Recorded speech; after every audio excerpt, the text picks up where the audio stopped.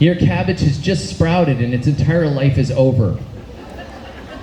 One of my children had a birthday yesterday. He turned 5. And I was talking with my daughter this morning, and of course I just woken up and I'm like, we're running late. Nicole's gonna know that I am the most irresponsible person at this event. She probably already knew it, right? She knew, yeah. She's like, you should be ashamed of your half German heritage. What's going on, everybody? Welcome back to Hidden Oaks Homestead. The 2022 Gulf Coast Homesteaders meetup is wrapped up and done.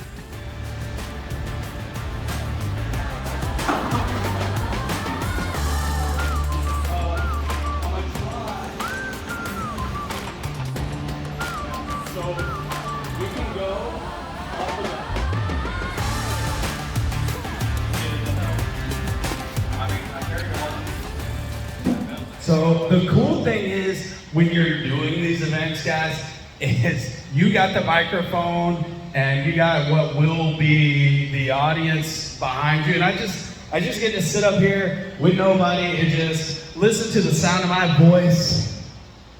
Oh, that sounds good. That sounds good, right? All right, guys. Next up to the stage. Dude, come on.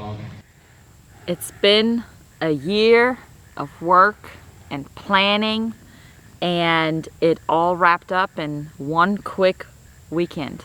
Yeah, everything we put into it throughout the year for 2 days, and now it's over. Now it's over. It goes once it starts. Once we open the gates, it goes so fast, and then all the work we did all year is just done. Just done. But you know what? Today we cleaned up out there. It was coming down in sheets of rain. It was crazy weather today, and we got really lucky with the weather this weekend. You just never know with an outdoors event what's going to happen. So we're super happy with how it turned out and with everybody that came out. It's been great, and now we're moving forward with planning for next year. So a year of planning and preparation really started with trying to find a new location for us. Last year's location was great, but we knew that it was going to be bigger this year with more people attending, so we needed to find something that was easier to find, had more parking, and more space for us to spread out. So we moved it to a new location, to the fairgrounds here locally that is right off the interstate, so easy to find even for out-of-towners.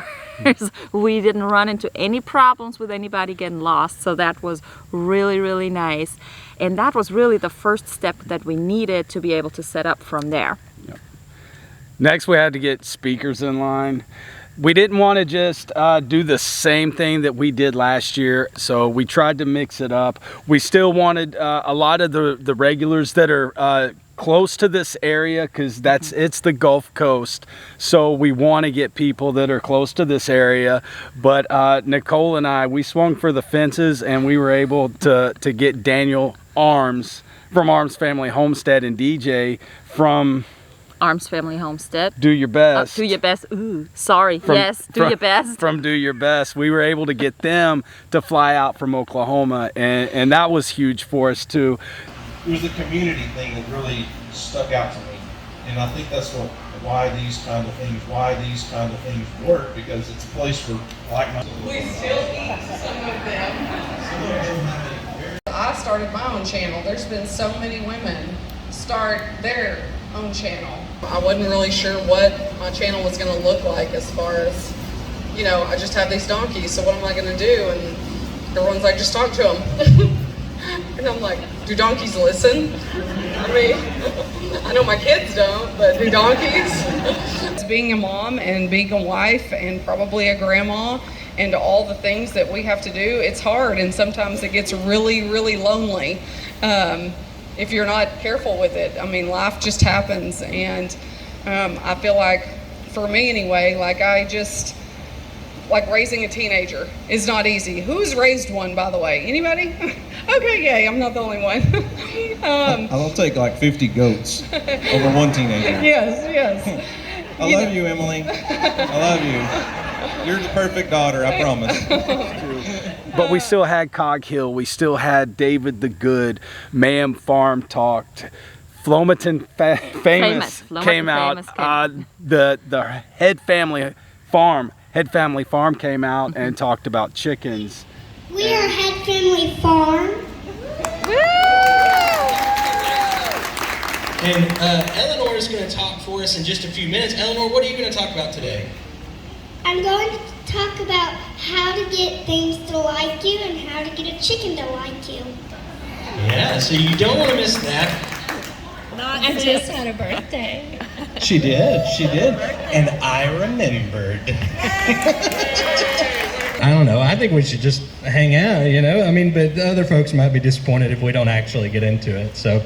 Well, we, like Eleanor said, we are Head Family Farm, and we are relatively new to the whole homesteading thing, right? Which I think there are lots of folks that have gotten started with homesteading in the last few years. I don't know what happened that made people hang out at home more. What could that have been? And we had Alderman Farms come out for a bread baking class. We had Perry Hill and do a butcher class for pork. Yeah, we didn't just have speakers come and talk. We had actual processing classes and demonstrations where visitors got to come out and learn how to break down these animals that we raise, so they don't have to send them to the processor. They can do it right there on their farm.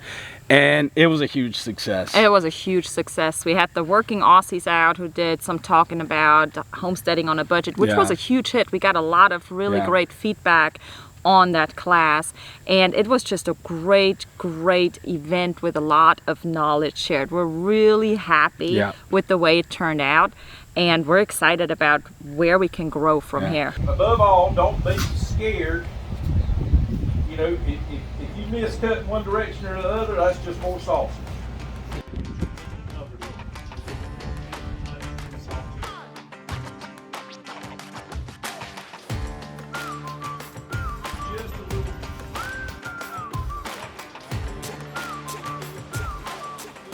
See that Boston butt right there? Ain't that nice? That's your shoulder blade. Right there, it comes about halfway. This sticks out a little bit, but it's boneless back here. So if you know, you don't need a whole butt, it's just you and your wife, cut it in half. Pork Rind, the pork evangelist, came. He reached out to us. We were gaining so much traction with the Gulfcoast Homesteaders meetup that people that follow Pork Rind reached out to him, told him about our event, and he reached out to us to try to get involved. What's your favorite song? Oh, I got the perfect one for y'all. Baby shark. Alright, so we're going to draw, and I'm going to do a little tune, and y'all can sing along with me. That sound good? Alright, y'all ready? It goes like this. I love pigs. I love sausage. You know I love the bacon. Alright, and then my brain cells stop after that. Alright, what we got? Hey, how much you pay for your kid? She paid 15 and 100. Y'all want 100? And we've gone to Virginia and we've gone to Tennessee to hear him speak. So for him to reach out to us via email, that was huge for us here. To know that, okay, we're reaching North Carolina and we're reaching these further away places, and we're getting interest from speakers wanting to come here. The Stivers from Stivers Homestead came from Kentucky. They spent 3 days just driving to get here so that they could come and talk. I know. It was a huge involvement from everybody, and I think the overall feedback that we got from everybody, from the speakers and the attendees and the vendors, was overall good. Now, we're always going to have a learning experience. There's always going to be things that are not going to go according to plan, or even if they're going according to plan. Maybe they didn't work out the way we wanted them to work out in the first place. Yeah.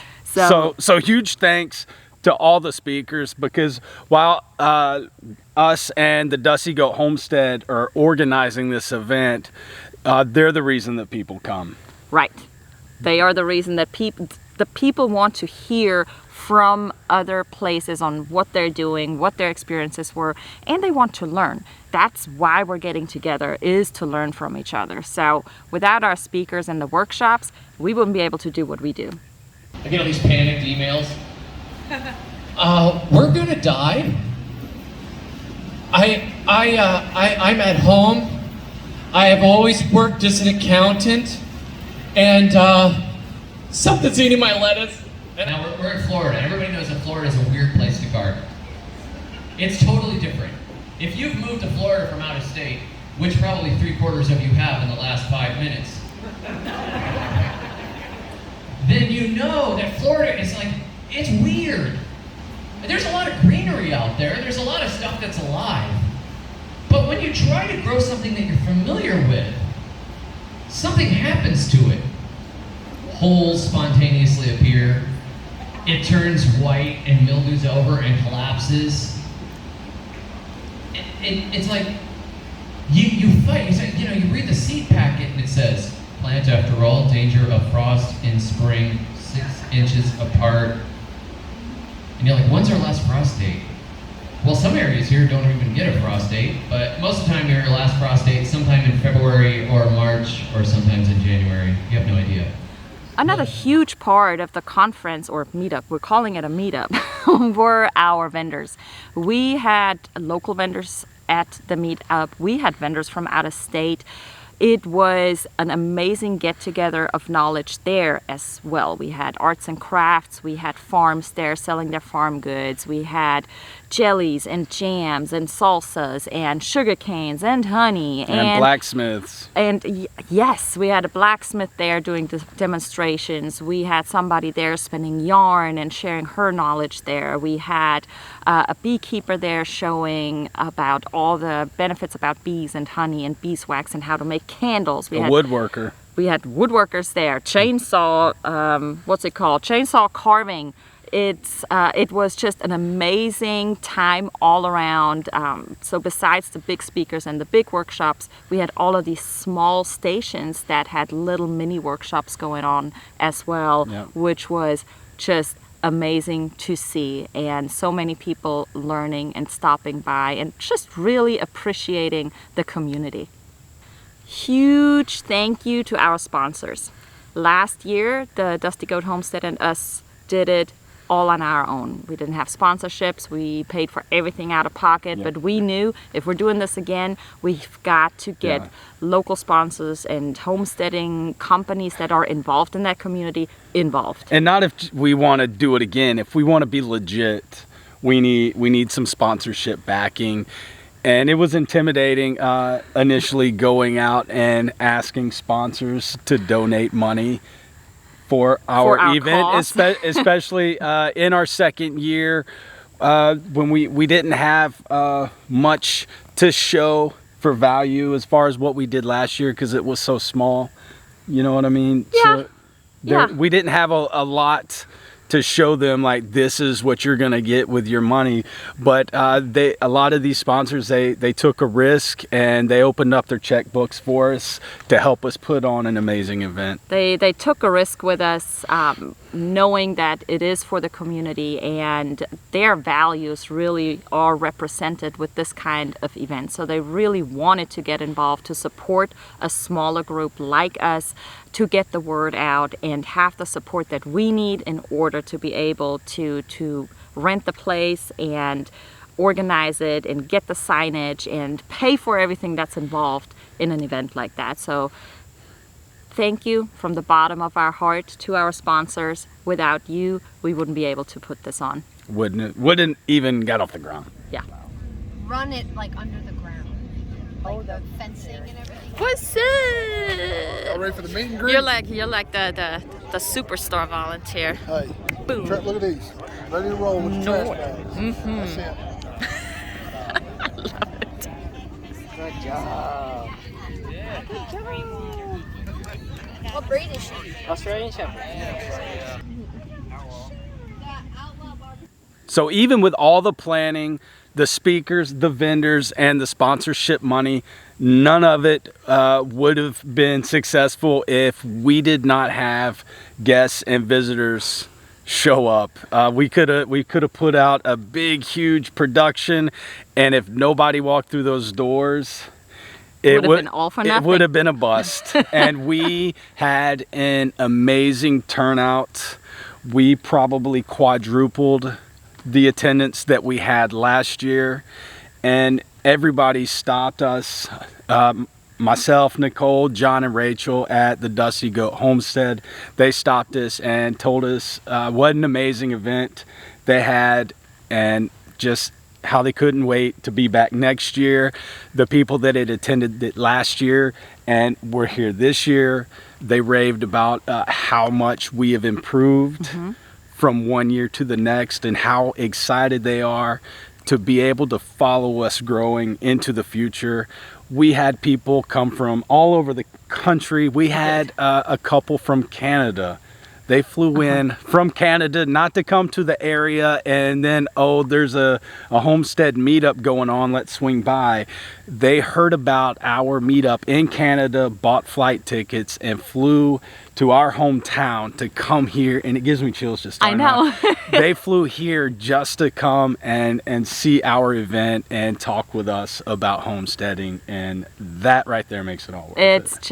It's amazing that it's not just the local area, it reaches so much further, and building that community here locally is why we got it started, because we really wanted to learn locally and get the local knowledge out there to everybody. But this has already grown into something so much bigger than we ever imagined it would grow into. So it's an amazing experience. Thank you to everybody who came out. Thanks from the bottom of our heart. We appreciate having met all of you, and we really are looking forward to seeing all of you next year. Yeah, and if you didn't make it this year and you live between here and Canada, at this point you don't have an excuse. You don't have any excuse. Start planning now for October 2023 and come see us right here in the Florida Panhandle.